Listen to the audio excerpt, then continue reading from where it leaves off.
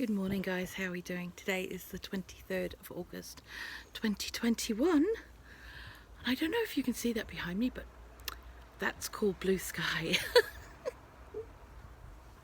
That's called blue sky. That means it's a sunny day. Yay! Now, because we haven't been out here for a few days, not really paying too much attention to anything. When we came out last night, we discovered a few things, so I'm going to show you.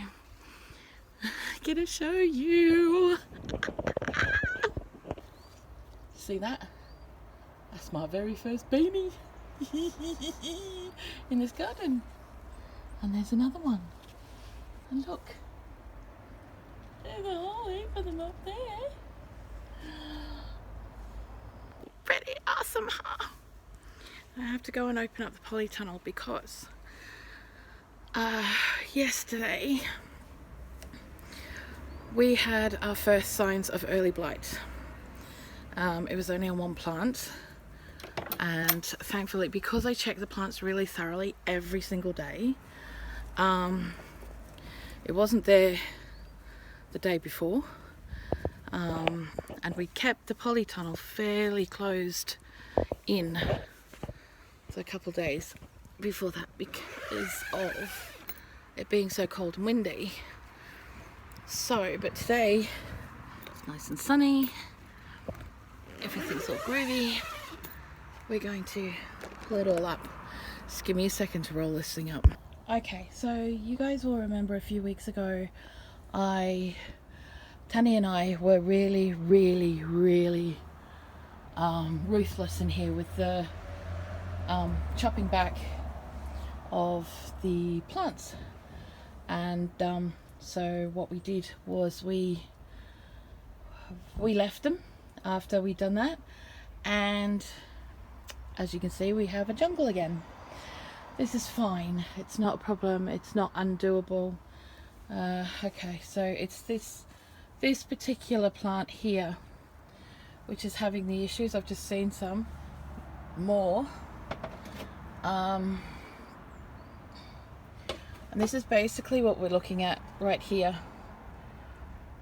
Now this is because it's a fungal disease, right? So it's because you're not getting enough air in here, it's too moist, all of that kind of stuff. So because we caught it early though, with any luck, because we're going to be ruthless again and we're going to literally strip bare, except for the top leaves of the plants, all the plants of their leaves, because we have to. There's no choice. We're only just setting fruit. Okay? And it's only one plant at this point. So, we will be taking care of business on that today, because it has to go before it spreads to everything else, you know.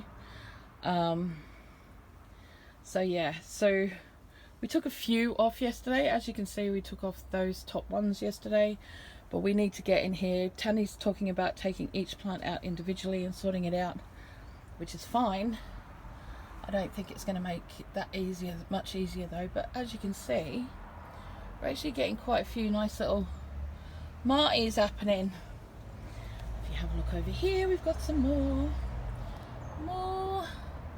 Now they will come up to, they will actually ripen or get as far as being very green, but they will grow to size as long as we keep on top of feeding them. We do it twice a day, every second day is when we do it. So yeah, that's what we will be doing, is doing it every second day while they're fruiting. So that encourages the fruit to hurry up in it. And look at these babies. That's awesome. But as you can see, there's not a lot of room for airflow to get around the individual plants. So we've got to sort it out. Even the Russian one, it's gone a bit mad again over there, and I stripped it. I absolutely stripped that one. So we're just going to have to do it again, because at the end of the day, it's for the plant's own good.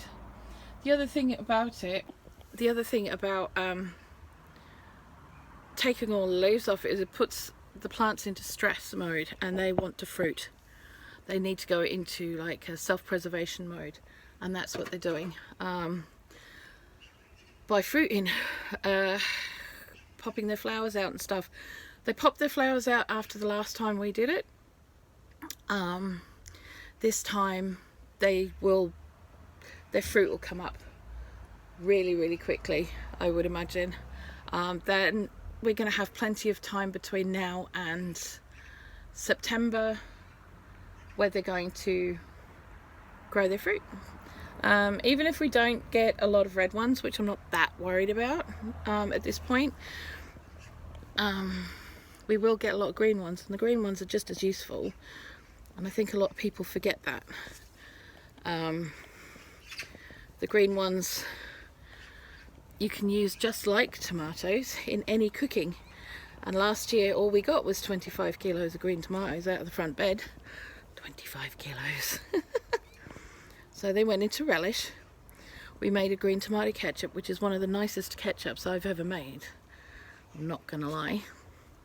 We made a green tomato curry, which we bottled, and you know, we basically, whatever I would make with red tomatoes, I made it with the green ones, and you know what?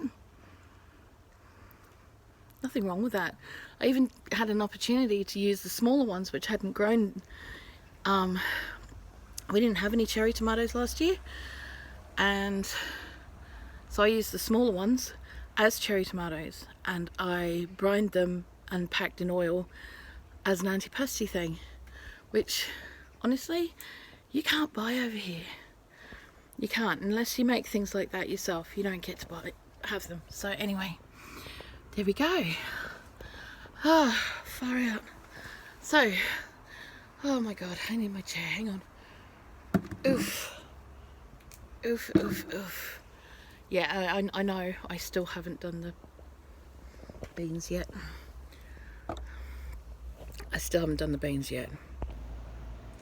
As you can see, I have a bean jungle on my table. Oh my god. Yes, I know, I have to do the bloody beans.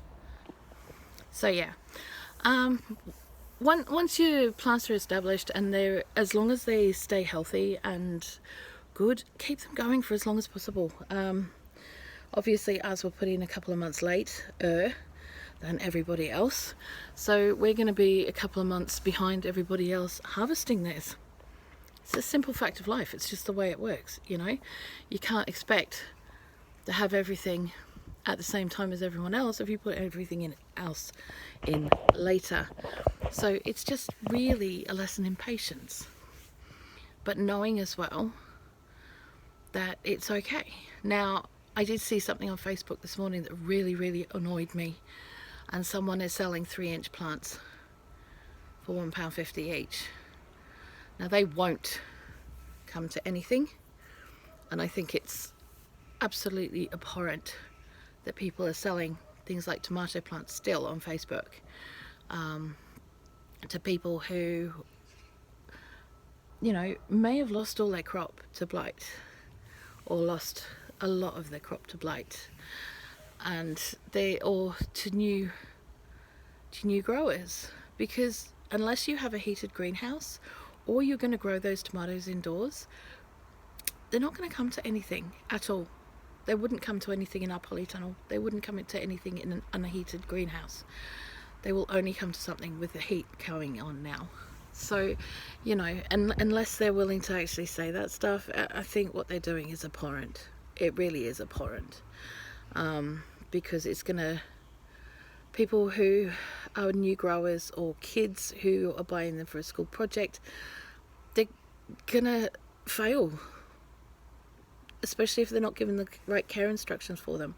There are no care instructions on them. It was just pick up £1.50 each.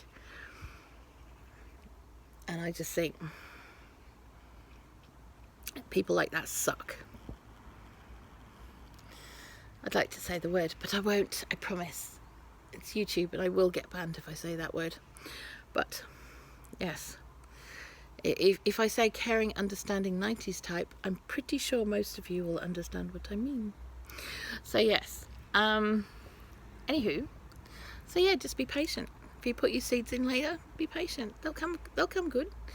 If you see the first signs of blight, like I just showed you, get rid.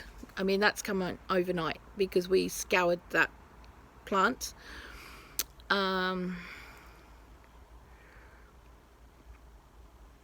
Okay, so yeah, we might have to remove that plant out, I think, as well, which is a little sad, but I think it's going to have to come out of the polytunnel because I don't want the rest of the polytunnel becoming infected. We'll have to see what happens after we do the rest of the stuff. But anywho, I'm going to go. We've got works to do, things to do, days to start, breakfast to have, secateurs to bleach. Yeah, and I will see you guys later on. Have a really, really awesome day. Love you guys heaps. Blessings.